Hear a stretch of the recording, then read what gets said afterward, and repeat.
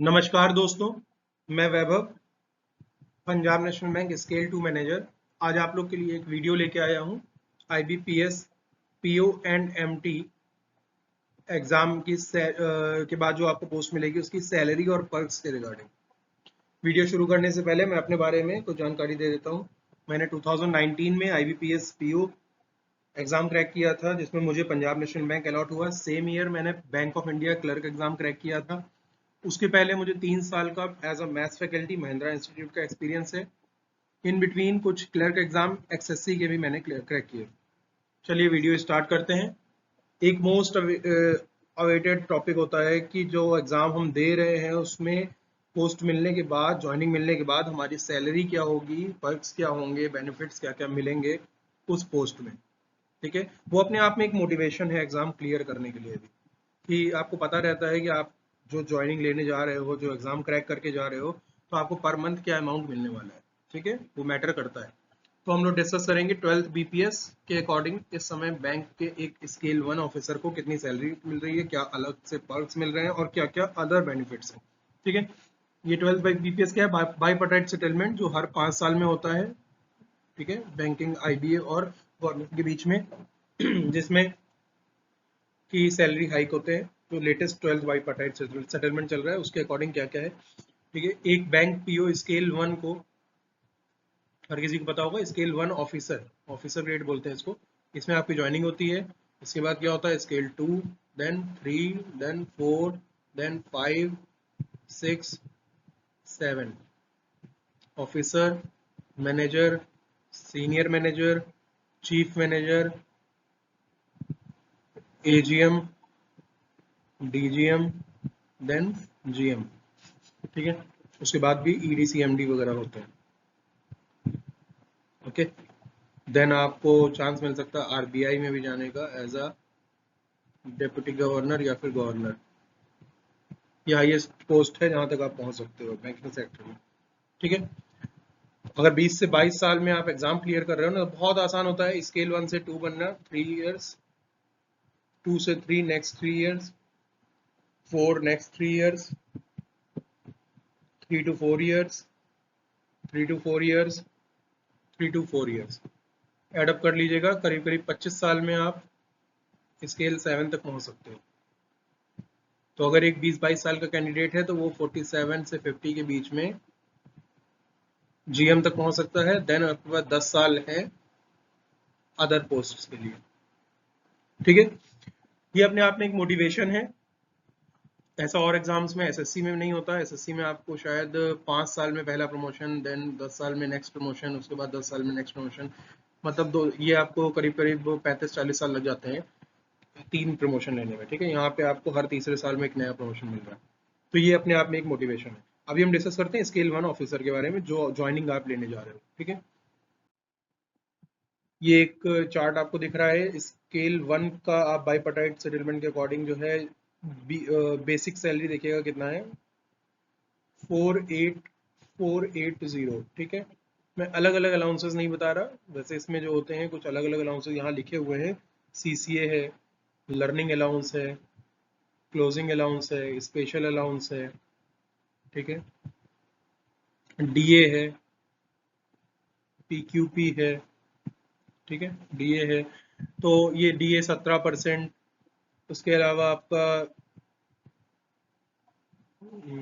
ये रहा special allowance 26%। ठीक है, और भी चीज़ें सब बेसिक मिला के आप ये मान के चलो कि आपको 40% इस पे अलाउंसेस और मिलते हैं। ठीक है, तो इसमें प्लस 40% कर लीजिए। जो आएगा उस पे कुछ डिडक्शंस होंगे। वो क्या क्या है? एक NPS होगा 10% और इनकम टैक्स डिडक्ट होगा 10%। ठीक है, तो 20% डिडक्शंस हो गए। तो ये आपका बेसिक पे है, ये आपके अलाउंसेस हैं, ये आपका जो आएगा वो ग्रॉस पे होगा, उस पे 20% डिडक्शंस होंगे, तो जो बचेगा वो नेट होगा। ठीक है, तो डिस्कस कर लेते हैं क्या क्या होगा। बेसिक पे 48,480, अलाउंसेस 40%, मतलब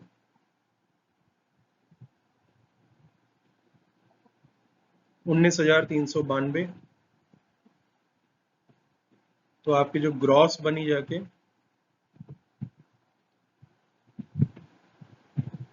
वो है 67,872। इनमें से डिडक्शंस हो जाएंगे 20%। तो जो नेट बनेगी जाके सैलरी वो होगी 54,298। ठीक है, सिर्फ ये नहीं है, ये पर मंथ जो है आपकी नेट सैलरी हुई जाके, बट इसके अलावा कुछ अदर मंथली अलाउंसेस भी हैं, वो मैं बता देता हूँ आपको। जैसे पर मंथ एक ऑफिसर को पेट्रोल के लिए 40 लीटर्स तक मिलता है लगभग लगभग हर बैंक में। 100 के रेट से भी मान लो तो 4,000। 50 रुपीज़ जो है वो मेंटेनेंस के नाम से मिलता है, मीन्स 4050। ठीक है, न्यूज़पेपर और मैगजीन्स के लिए मिलता है कितना, 200 रुपये। मोबाइल बिल मिलता है 400 रुपये। मेडिकल अलाउंस ईयरली मिलता है, उसको पर मंथ में कन्वर्ट करोगे तो 1000। Cleansing allowance plus stationery allowance quarterly और ईयरली मिलता है, बट इसको पर मंथ कन्वर्ट करोगे तो 150। देन आफ्टर आपका एक एंटरटेनमेंट अलाउंस होता है,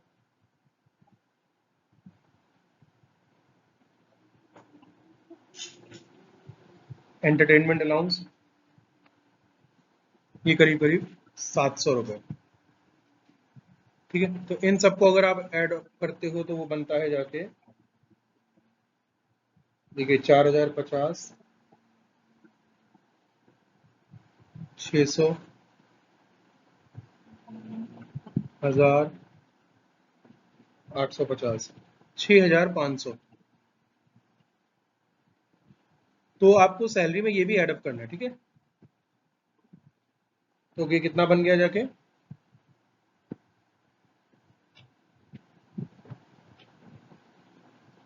60,798 रुपये। एक ग्रेड 1 सिटी में, 2 और 3 में भी जाओगे तो 2-3 हज़ार का अंतर होगा आपको इन हैंड। ठीक है, ये इन हैंड मिल रहा है, करीब करीब 61,000 रुपये आपको स्केल 1 में इन हैंड मिलेगा। ठीक है, इसके अलावा भी कुछ बेनिफिट्स हैं बैंक में रहते हुए आपको जो मिलेंगे एज अ बैंकर। वो है हाउसिंग लोन, बेनिफिशियल रेट से आपको मिलते हैं। कन्वेंस लोन, कार या बाइक लेने के लिए। ठीक है, क्लीन ओवरड्राफ्ट, एक तरह का पर्सनल लोन मान लो आप। Festival advance. ठीक है, इस तरह से काफी ढेर सारी फैसिलिटीज है जो एज अ बैंकर आपको स्पेशल ट्रीटमेंट के तौर पे मिलती है। ठीक है, जो आप हाउसिंग लोन ही जो है अकेला अकेला करीब 1 करोड़ प्लस ले सकते हो। तो जिनको भी अगर घर बनाना है, बैंक में जाते ही तुरंत स्टार्ट कर सकते हो। 2 से 3 साल बाद जैसे आप प्रोबेशन कंप्लीट कर लोगे अपने 11 महीने का, तो नेक्स्ट सेकंड ईयर में आप हाउसिंग लोन अवेल कर सकते हो 1 करोड़ तक का। ठीक है, और नॉमिनल रेट ऑफ इंटरेस्ट पे 5-6%, जो 5.5% जो है सिंपल इंटरेस्ट, कहीं नहीं मिल रहा है इतना। ठीक है, तो अगर आप 1 करोड़ को भी अवेल करते हो तो आपको 32,000 रुपये की अप्रॉक्स ईएमआई जाती है पर मंथ। ठीक है, तो अगर आप स्टार्टिंग में अवेल कर लेते हो तो आप 1 करोड़ का घर अपना बना सकते हो सिर्फ इतनी सी ईएमआई पे पर मंथ की। फिर भी आपको जो बच रहा है, अगर इसमें से हटाते हो आप, तो जो जितना अमाउंट बचेगा वो एक क्लर्क की सैलरी से भी ऊपर है। तो आप अगर आईबीपीएस क्लर्क क्लियर कर रहे हो और पीओ क्लियर कर रहे हो तो कितना डिफरेंस है ये भी देख सकते हो उसमें। ठीक है, ये सब अलाउंसेस जो है आपको एसएससी में नहीं मिलेंगे, हाउसिंग लोन नहीं अवेल कर सकते। अगर एक एसएससी का कैंडिडेट जो है वो 1 करोड़ का हाउसिंग लोन लेना चाहता है तो उसको करीब करीब 80,000 रुपये से प्लस में ईएमआई देनी होगी, जो उसकी सैलरी भी नहीं है। तो वो एंटाइटल ही नहीं होगा इतने के लिए। आप हर एग्जाम देते ही दूसरे साल एंटाइटल हो रहे हो 1 करोड़ से ऊपर के लिए, करीब करीब 1.25 करोड़ के आसपास का लोन। ठीक है, 15 लाख की कार खरीद सकते हो, 2-3 लाख रुपए आपको लोन मिल रहा है एडवांस में, फेस्टिवल एडवांस मिल रहा है 30,000। ठीक है, तो अगर सब कुछ एडअप कर लो ना, इन सब का बेनिफिट भी एक तरह से आप एक नॉर्मल कैंडिडेट से 32,000 रुपए की ईएमआई दे रहे हो, वो दे रहा है 80,000 की, तो 50,000 रुपए बेनिफिट ही है आपका जो पर मंथ मिल रहा है आपको। ठीक है, तो अगर वो एडअप कर लो ना तो 1 लाख का CTC बन रहा है आपको, बैंक आपके ऊपर जो खर्चा कर रहा है वो 1 लाख। ठीक है, तो ये ध्यान देना, ये अपने आप में एक मोटिवेशन है। जो मैंने आपको बताया कि सैलरी क्या रहेगी, बेसिक 48,480, अलाउंसेज करीब करीब 20,000 है, ग्रॉस बनती है आपकी 68,000, 20% डिडक्शन के बाद 55,000, कुछ अदर मंथली अलाउंसेज हैं 6500 के, सब मिला के 61,000। उसके अलावा housing loan, car loan, overdraft, festival advance सब मिलता है। ठीक है, तो ये अपने आप में एक मोटिवेशन है। तो आज का वीडियो यहीं पे एंड करते हैं। होप आपके लिए ये बेनिफिशियल रहा होगा और ये अपने आप में एक मोटिवेशन है। तो IBPS PO एग्ज़ाम जो आने वाला है आप सभी को पता है, या SO हो, अप्रॉक्स में यही सैलरी उसकी भी है। ठीक है, तो वो कैंडिडेट्स इस वीडियो को देख के ही मोटिवेटेड हो जाओ और इस अमाउंट के लिए मेहनत करना शुरू कर दो। ठीक है, अभी से। Thank you so much. आने वाले टाइम पे भी आप लोग को अगर कोई अलग से वीडियो चाहिए तो उसके लिए आप कमेंट कर सकते हो वीडियो पे, मैं कोशिश करूंगा उसको एज ए वीडियो या रील बनाने की कोशिश करूँ। Thank you so much.